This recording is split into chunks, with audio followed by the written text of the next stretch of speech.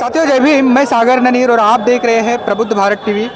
इस वक्त मैं महाराष्ट्र के अकोला ज़िला में हूँ, जहाँ पर वंचित बहुजन आघाड़ी के माध्यम से यहाँ एक भव्य धम्म चक्र प्रवर्तन दिन के इस उपलक्ष्य में एक भव्य प्रोग्राम का आयोजन किया हुआ है। बता दूं कि आने वाले कुछ समय में महाराष्ट्र में विधानसभा के चुनाव है और उन चुनावों को मद्देनज़र देखते हुए इस आयोजन को किया गया है। बता दूं कि महाराष्ट्र में अभी हाल ही में जो वंचित बहुजन आघाड़ी है ये एक फोर्स तैयार हुई है, लेकिन अकोला ज़िला और इसके आजू बाजू के जितने भी ज़िले हैं उन ज़िलों में ही इसका ज़्यादातर प्रभाव देखने को मिलता है। ऑल ओवर महाराष्ट्र में उतने बड़े पैमाने पर ये नहीं दिखता है जितना अकोला ज़िला में है। बता दूं कि अकोला में वंचित बहुजन आघाड़ी के सर्वेसर्वा प्रकाश अंबेडकर इनके द्वारा इस भव्य धम्म चक्र प्रवर्तन दिन का आयोजन किया हुआ है और अकोला के हर एक ज़िले से, हर एक गांव से, हर एक विधानसभा से लोग यहां पर आए हुए हैं। गांव देहातों से लोग आए हुए हैं। आने वाले 2 महीने के भीतर विधानसभा के चुनाव है और विधानसभा के चुनाव में वंचित बहुजन आघाड़ी ताल ठोक कर मैदान में खड़ी है। देखने वाली बात होगी कि 288 विधानसभा की सीटों पर वंचित बहुजन आघाड़ी क्या किसी से गठबंधन करेगी, क्या किसी से मिलाप करेगी या फिर अकेले अपने बलबूते पर ये चुनाव लड़ेगी।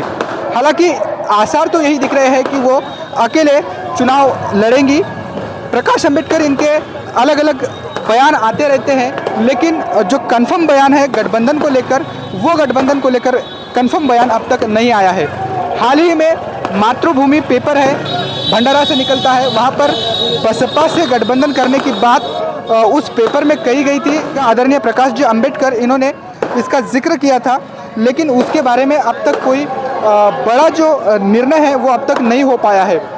आज अकोला में भव्य इस जनसभा का आयोजन किया हुआ है, हज़ारों की तादाद में लोग आए हुए हैं, लेकिन देखने वाली बात ये होगी कि लोग जो है इस आने वाले विधानसभा के चुनावों में कितना बड़ा असर इस भव्य जनसभा का देखने को मिलेगा और देखना पड़ेगा कि इस बार विधानसभा के चुनावों में वंचित बहुजन आघाड़ी क्या कुछ कमाल कर पाएगी। बता दूं कि पिछले 2019 के जो लोकसभा के चुनाव हुए उसमें वंचित बहुजन आघाड़ी का वोट ऑफ परसेंट घटा है, बावजूद इसके वंचित बहुजन आघाड़ी इस मैदान में खड़ी है। अब देखने वाली ये बात होगी कि वंचित बहुजन आघाड़ी जो है वो किस प्रकार से परफॉर्मेंस करेगी और क्या कुछ सीटें इस बार वो जीत पाएगी। पिछले विधानसभा के चुनाव जो हुए थे उस विधानसभा चुनाव में AIMIM के साथ वंचित का गठबंधन था और यह गठबंधन होने के बावजूद भी वंचित जो है वो बड़ा कमाल नहीं कर पाई। आज आपको बता दूं कि 2 दिन पहले ही वंचित बहुजन आघाड़ी ने 10 उम्मीदवारों की एक सूची जारी की है, जिसमें 10 के 10 उम्मीदवार मुस्लिम समाज से वंचित बहुजन आघाड़ी ने ज़मीन पर उतारे हैं, मैदान में उतारे हैं। लेकिन एक अचंभे की बात यह है कि हमारा जो वोट है वो किसी अन्य पार्टी को, जो भी बहुजन पार्टियां हैं, इसका वोट ट्रांसफ़र होता है, लेकिन दूसरी पार्टियों का या दूसरे संगठनों का या फिर अलग अलग समाजों का वोट जो है वो हम लोगों को नहीं मिल पाता है और उसकी वजह से भी एक बहुत बड़ी हार का सामना हमें करना पड़ता है।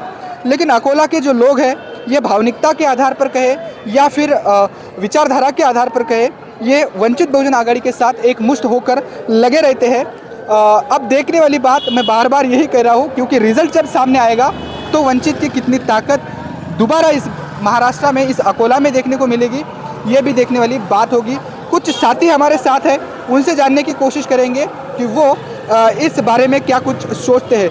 आपका नाम क्या है सर? सुमेध आतुले, मैं तुलंगा से आया हूँ, इसी अकोला ज़िले का रहने वाला हूँ। ये धम्म परिषद पे इतना रखता है, जो विधानसभा पिछली बार में जो लोकसभा हो चुकी है, भले हमारी सीट कोई आए या ना आए, लेकिन हमारी ताकत इतनी है कि इस बार विधानसभा में कम से कम हमारे 25 से 28 सीट तो आने के लिए तैयार है।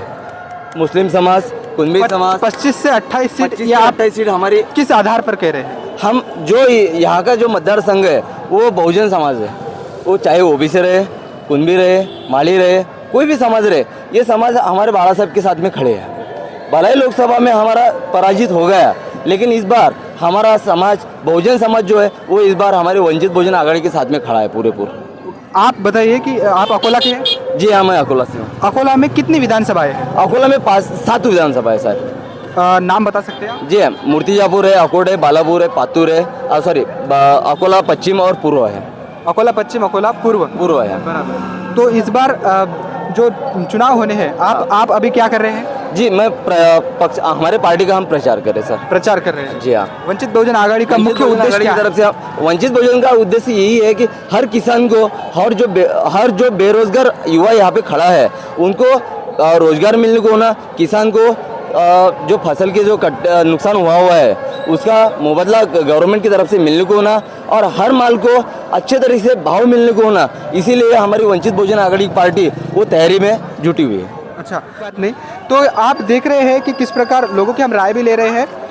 लोगों का कहना है कि इस बार हम 25 से 28 सीटों को जीतेंगे, लेकिन किस आधार पर वो ये बातें कर रहे हैं मैं नहीं जानता, क्योंकि 2019 में जब इलेक्शन हुए तब वंचित विधानसभा के चुनाव AIMIM के साथ मिलकर लड़ी, और अब जो है 2024 के जो लोकसभा के चुनाव हुए वो अकेले अपने बलबूते पर लड़ी, और जो है उसका वोट ऑफ परसेंट घटा है। अब वंचित बहुजन आघाड़ी मैदान में है, विधानसभा के चुनाव सर पर है, और अब लोगों के माध्यम से हमें पता चल रहा है कि 25 से 28 सीटें वंचित जीत सकती है, लेकिन इसका आधार क्या है ये हमें पता नहीं है। तो फिलहाल मैं मुख्य सभा का जो जहाँ पर सभा हो रही है जिस ग्राउंड में, उस ग्राउंड की तस्वीर जो है मैं आपको नहीं दिखा सकता, क्योंकि काफ़ी भीड़ है और हम लेट हो चुके हैं करके हम वहाँ पर नहीं जा सकते। लेकिन मैं कुछ तस्वीरें खींच कर लाया हूँ। वो तस्वीरें आप देख रहे हैं कि पब्लिक भी बहुत है, बहुत पब्लिक है। ऊपर से मैंने कुछ ड्रोन के सहारे से कुछ नीचे की तस्वीरें ली, वो भी आप देख रहे हैं कि पब्लिक आई हुई है। लेकिन केवल पब्लिक आना ये एक अलग बात है, और उसको वोटों में तब्दील होना ये दूसरी बात। तो अब देखने वाली बात होगी कि आई हुई भीड़ ये वोटों में कैसे तब्दील होगी, अलग अलग समाजों का वोट वंचित को कैसे मिलेगा, ये भी एक सोचने वाली बात है। और देखेंगे, समय बताएगा कि वंचित बहुजन आघाड़ी बाबा साहेब के सपनों को कब साकार करेगी, और कब वंचित बहुजन आघाड़ी अपने बहुजन समाज को हुक्मरान समाज बनाएगी। महिलाएं भी हमारे साथ है, उनसे भी बातचीत करने की कोशिश करेंगे। इस प्रोग्राम में आई हुई है, देखेंगे कि उनकी क्या कुछ राय है इस सभा को लेकर, और क्या कुछ वो जानती है। सबसे पहले मैडम, आपका नाम क्या है? मेरा नाम है निकिता सिरसाट, मैं अकोला से बात कर रही हूँ। ये बताइए कि जो आज ये सभा यहाँ पर आयोजित की हुई है, इसका क्या उद्देश्य है? क्या लगता है आपको जो धम्म परिषद यहाँ पर आयोजित की है, ये किस लिए आयोजित की है? सबसे पहले मैं सभी अंबेडकर और अनुयायी को जय भीम कहना चाहती हूँ, नमो बुद्धाय। ये सभी का उद्देश्य ये है कि जो गौर गरीब दलित जनता है, जो ओबीसी, मराठा और सभी जाति धर्म समूह के जो लोग हैं, उन सभी को न्याय मिलना चाहिए। अभी आगे विधानसभा के इलेक्शन है, उस विधानसभा में अगर हर एक जाति धर्म समूह के अगर लोग जाते हैं और अपना प्रतिनिधित्व करते हैं तो अपने समाज को न्याय मिलेगा। इसलिए बाबा साहेब आम्बेडकर के तरफ से और सभी अनुसूचित जाति जमाती, ओबीसी, मराठा, सभी जाति, मुस्लिम, सभी जातियों के तरफ से ये सभा आयोजित की जाती है। उसका उद्देश्य ये होता है कि समाज में अच्छी तरह जो अच्छे आमदार है वो समाज के लिए मिलने चाहिए। जो समाज है पिछड़ा, उनका अच्छा नेतृत्व होना चाहिए। इसलिए सभा के माध्यम से लोगों को प्रचार प्रसार किया जाता है, जागरूक किया जाता है कि कौन अच्छा है, कौन नहीं है, और कौन समाज में उतर के ग्राउंड मतलब जीरो से लेकर विधानसभा में अच्छे कौन काम कर सकते हैं, इसका यही उद्देश्य होता है। विजयादशमी के अवसर पर बाबा साहब ने धम्म दीक्षा ली थी, तो धम्म दीक्षा लेने के पीछे का क्या मकसद था बाबा साहब का? धम्म दीक्षा लेने का मकसद ये था डॉक्टर बाबा साहब आम्बेडकर का, क्योंकि बाबा साहब आम्बेडकर ने सबसे पहले जो दलित पिछड़ा वर्ग है उसके लिए बहुत सारे मतलब संघर्ष किया। विधानसभा में, लोकसभा में जब से बाबा साहब की लड़ाई यही थी कि जो समाज पीछे है, मतलब वो सिर्फ बौद्ध समाज नहीं, सभी जाति वर्गों के जैसे महिला, उसके लिए संघर्ष करना।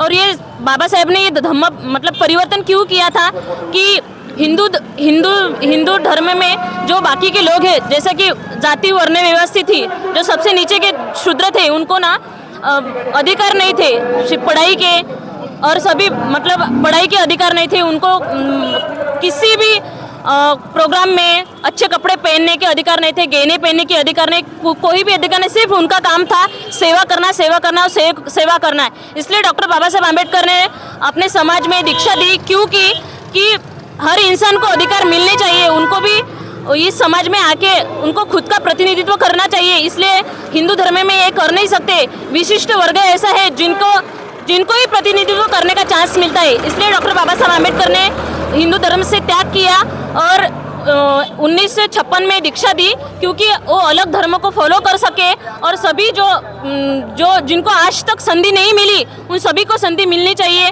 और सबके जो धर्म में परंपरा है कि विशिष्ट जातियों के लोगों को ही पढ़ने का अधिकार है, लिखने का अधिकार है, अच्छे कपड़े पहनने का, तो वो सभी को मिलना चाहिए, इसलिए धर्म परिवर्तन किया था। यानी आपका कहना है कि तथागत का जो धर्म है ये समानता की राह दिखाता है, और इसीलिए बाबा साहब ने जो ऊंच नीचता को मानने वाले धर्म है उसको ठुकरा कर बुद्धिज्म को अपनाया। विधानसभा के चुनाव है और विधानसभा के चुनाव में हाल ही में प्रकाश जी अम्बेडकर इन्होंने 10 उम्मीदवारों की सूची जारी की है, जिसमें सभी के सभी उम्मीदवार मुस्लिम समाज से उन्होंने दिए हैं।